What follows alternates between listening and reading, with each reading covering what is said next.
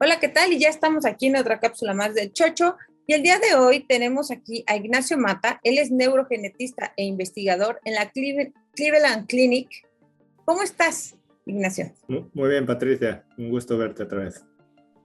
Y bueno, hoy vamos a hablar específicamente del mal del Parkinson en mujeres. Entonces, ¿por qué no me empiezas platicando un poco si de entrada las niñas padecen esta enfermedad? Sin duda alguna, las mujeres pueden padecer la enfermedad de Parkinson. Hay millones de mujeres en todo el mundo que sufren esta enfermedad, pero los estudios que se llevan haciendo durante muchos años parece que sí que sugieren que existe un riesgo menor en las mujeres comparado con los varones, quizás dos veces más elevado en varones comparado con las mujeres a desarrollar esta enfermedad. Por lo tanto, pues sí que se desarrolla, aunque sí que es verdad que durante mucho tiempo se pensó que era una enfermedad sobre todo prevalente en varones y en varones mayores, pues por lo tanto esto hizo que durante muchos años creo que se diagnosticara poco en mujeres o se tardara mucho en diagnosticar, porque no es yo creo que para muchos neurólogos no es la primera idea que tienen cuando viene una persona, una mujer en este caso con problemas neurológicos, el pensar que quizás tenga Parkinson. Oye, seguramente de entrada el que tenga uno su periodo menstrual ha de tener algún tipo de influencia en todo esto, ¿no? Sí. De hecho, durante muchos años se pensó que el estrógeno quizás podría ser, los niveles de estrógeno quizás podrían ser o actuar a nivel protector, y quizás por eso las mujeres presentaban Parkinson en menos veces que los varones. Entonces, sin duda alguna, las hormonas juegan un papel importante, y las diferencias biológicas, no solo en el riesgo, sino también en la progresión de la enfermedad o incluso en los síntomas que aparecen, que muchos estudios sugieren que el Parkinson es una enfermedad completamente diferente en mujeres que en hombres por los síntomas que padecen. Oye, sé que hay casos en niñas, aunque son muy frecuentes, y en jóvenes que están rondando los 30 años, algo así. ¿Crees que, por ejemplo, o tú me dirás, los anticonceptivos también están influyendo en todo esto? O sea, ¿qué tipo de anticonceptivo estás usando? ¿Podría detonar o detener este tipo de enfermedad? Pues si te digo la verdad, no lo sabemos. Uno de los problemas más grandes que existen es que no recogemos de forma estandarizada este tipo de datos, no solo en la clínica, pero tampoco en los estudios de investigación que hacemos. La mayoría de los cuestionarios que utilizamos son neutrales en lo que viene a ser el sexo, y por lo tanto las preguntas que hacemos son preguntas que pueden ser aplicables tanto a los varones como a las mujeres. Entonces es un problema grande que esa data no la tenemos para poder ver, pero lógicamente esas diferencias en hormonas es muy posible que jueguen un papel importante no solo en el Parkinson, sino en muchas otras enfermedades.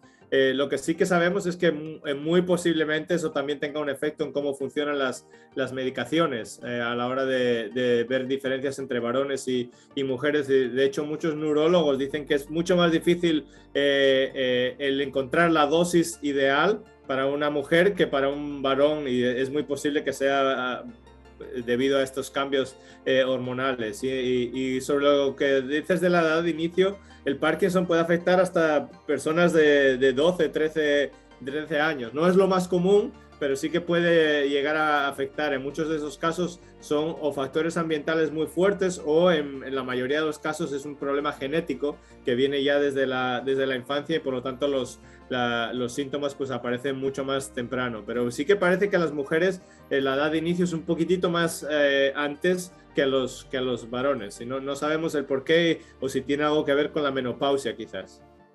Ok, entonces, digamos que ¿en qué edad es la mayor población que presenta los primeros síntomas de esta enfermedad? La edad de inicio es alrededor de los 60, entre los 55 y los 60, como media, pero como digo, pues eso, Sí, el claro. rango puede ir desde los 10 hasta los 90. Sí. Oye, y en cuanto a lo de la medicación, eh, yo como mujer, si estoy padeciendo esto, o sea, lo que tú me estarías sugiriendo es que sí me vaya a una asociación donde se haga investigación más amplia para que pueda yo lograr una dosificación correcta. Bueno, en realidad los estudios nosotros no estamos calculando la dosis, ¿sí? Lo que estamos viendo es de todos los factores que son específicos de la salud de las mujeres, y esto es algo que hemos hecho, esto es algo que se ha hecho en los últimos quizás 6 meses, ¿sí? Donde pues creo que este tema se ha llevado a tener un movimiento en la social media, ¿sí? en las redes sociales, sobre todo por mujeres que padecen esta enfermedad, en las cuales se está intentando involucrar a los neurólogos, a los investigadores, para que empecemos a capturar esa data, esa información, para poder hacer estos estudios, porque es que no existen estudios en realidad con grandes poblaciones en los cuales se miren cuáles son esos factores. Una vez que identifiquemos qué factores son los más importantes, puede ser, como decía, los conceptivos, puede ser eso, los cambios hormonales, la menopausia, el embarazo, todas estas cosas pueden jugar un papel importante. Una vez que identifiquemos eso, creo que podremos utilizar esa información pues para diseñar mejor las terapias para las mujeres. Y también, yo creo que lo más importante es que las mujeres han de hablar sobre estos temas con los neurólogos, que muchas veces quizás son temas tabú, que no quieren mencionar que durante ciertos momentos del mes quizás la medicación les funciona peor.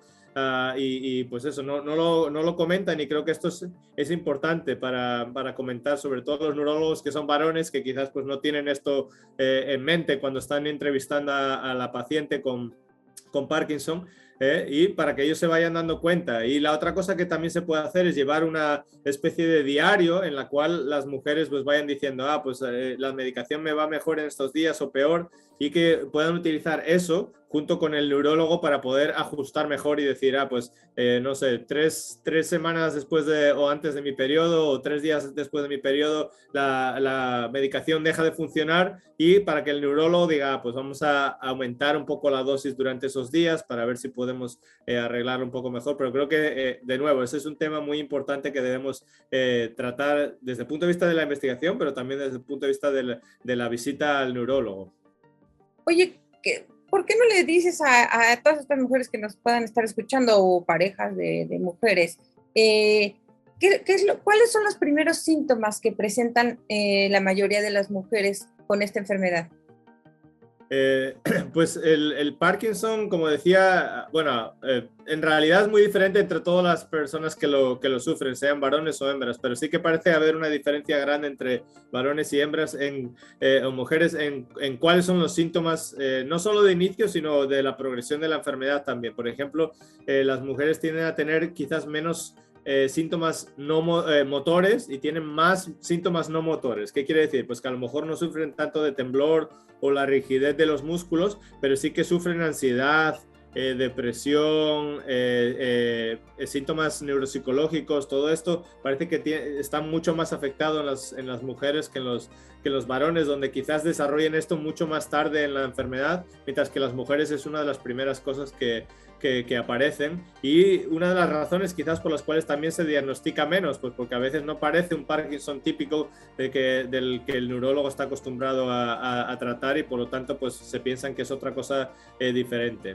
También hay que tener en cuenta que las mujeres van menos al médico, yo creo, pues porque siempre están ocupadas en cuidar al resto de la familia. Sí, creo que es un problema no solo en el Parkinson, sino en muchas enfermedades, y creo que una recomendación es que si empiezan a notar que caminan más lento, o que, por ejemplo, viven los sueños. Esto es un síntoma que aparece en muchas personas con Parkinson, que es que cuando están durmiendo, actúan en los sueños. Si están corriendo, mueven las piernas, y eso es aunque no es solo de los enfermos de Parkinson, sí que parece que es un síntoma que aparece muy tempranamente, tanto en varones como en mujeres, y que muchas veces ellas no se dan cuenta, pero sí la pareja que duerme al lado, porque a veces les empujan, les golpean, y eso es algo que puede aparecer. Entonces, si hay alguno de estos síntomas, se recomienda que vayan al médico y que se lo comenten, porque creo que es importante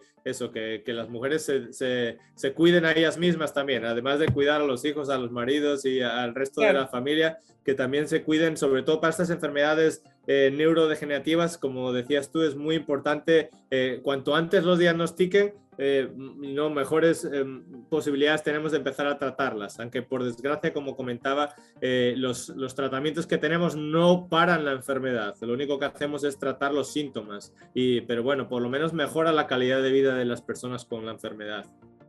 ¿Crees que lleguemos a un punto que desde que nace un niño se le pueda hacer como un tamizaje, como los que se hacen ya para otras enfermedades, que nos pudiera indicar que somos más propensos a esta enfermedad? El problema de eso es que, como comentaba en el otro episodio, la enfermedad de Parkinson es una enfermedad muy compleja, donde la genética juega un papel, pero yo diría que quizás no más del 30 o 40%. El resto es todo ambiental. Son las cosas que nos pasan durante la vida. Entonces, una de las cosas que comentaba es la exposición a pesticidas, que puede tener un papel muy importante, pero también existen cosas como las contusiones, por ejemplo, cuando nos golpeamos la cabeza y perdemos el conocimiento, eso también aumenta el riesgo. Por lo tanto, si nos dedicamos a jugar al fútbol o boxeadores o trabajos donde ocurren golpes en la cabeza mucho más... sí, pues eso aumenta también el riesgo de la persona. Entonces, sería muy, muy difícil que a un recién nacido se le pueda decir cuál es ese 60% de riesgo que va a venir marcado por los eventos de la vida que le vayan a ocurrir. Pero sí que yo creo que sí que podremos dar en algún momento un riesgo de decir, al menos por la parte genética, usted tiene o un 1% o un 30% a desarrollar la enfermedad, y quizás una de las cosas que se puede hacer es evitar algunos de esos factores ambientales, ¿sí? Si sabemos que tenemos un riesgo ya genético elevado, pues intentar evitar algunos de esos factores ambientales, pues para no llegar al punto en el que desarrollemos la enfermedad. Pero como digo, eso en realidad es bien, bien complejo. ¿Por qué no le das, para la gente que no haya tenido oportunidad de ver la cápsula anterior, a dónde se pueden dirigir si quieren saber más sobre esta información? Porque donde tú trabajas en Cleveland, tienen pues ramificaciones por todo el mundo ayudando a la gente. Sí, nosotros, como comentaba, hacemos estudios genéticos, pero hay muchos grupos en el mundo haciendo estudios sobre nutrición, ejercicio. Hay un montón de formas diferentes en las que las personas con la enfermedad pueden participar de las investigaciones. Si las personas quieren participar en estudios genéticos, yo siempre recomiendo a todas las personas que participen, pero sobre todo aquellas que tengan antecedentes familiares. Si tienen algún familiar afectado en su familia, pues eso normalmente nos indica que quizás existe un componente genético un poco más elevado, y por lo tanto es importante hacerse ese tipo de estudios, pues para saber si alguien tiene una variante de riesgo. Entonces, para cualquier estudio genético, ya sea si viven en Estados Unidos o fuera de Estados Unidos, se pueden poner en contacto con nosotros. Nuestro email es largepd@ccf.org, o a nuestro teléfono en Estados Unidos, que es el +1 216 314-9014, y ahí se pueden poner en contacto con nosotros y nosotros le podemos indicar la forma que pueden participar si están en Estados Unidos, o les podemos poner en contacto con un investigador local, ya sea en México. En México, de hecho, tenemos en varias ciudades, entonces les podemos decir cuál es el más cercano a donde ellos viven, pues para que puedan participar. Este teléfono que les estamos poniendo en pantalla, que es el que nos acaba de decir, pueden marcarlo desde WhatsApp. O sea, no necesitan gastar, porque sabemos que de pronto una llamada al extranjero tiene un costo elevado, pero por WhatsApp pueden hacer este tipo de preguntas y ellos con gusto les van a responder. No sé si quieres agregar algo más, Nacho. No, solo decir eso, que las personas participen en investigación, que creo que es muy importante, y el tema de hoy, sobre todo las mujeres, creo que es muy importante no solo que participen en investigación, sino que además hablen con sus neurólogos de aquellas cosas que sean específicas de su salud, o aquellas cosas que quizás ellas detecten que les afecte, pues para poder encontrar el mejor tratamiento posible. Y nosotros, por nuestra parte, pues haremos muchos estudios en los próximos años con toda esta información que estamos recolectando, para poder identificar cuáles son esos factores y poder ayudar un poco mejor, pues, al tratamiento de las mujeres que sufren esta enfermedad. Pues muchas gracias, y recuerden que siempre tratarse cualquier tipo de enfermedad a tiempo hace la diferencia. Yo soy Patricia Makercher y nos vemos en otra cápsula del Chocho. Hasta luego.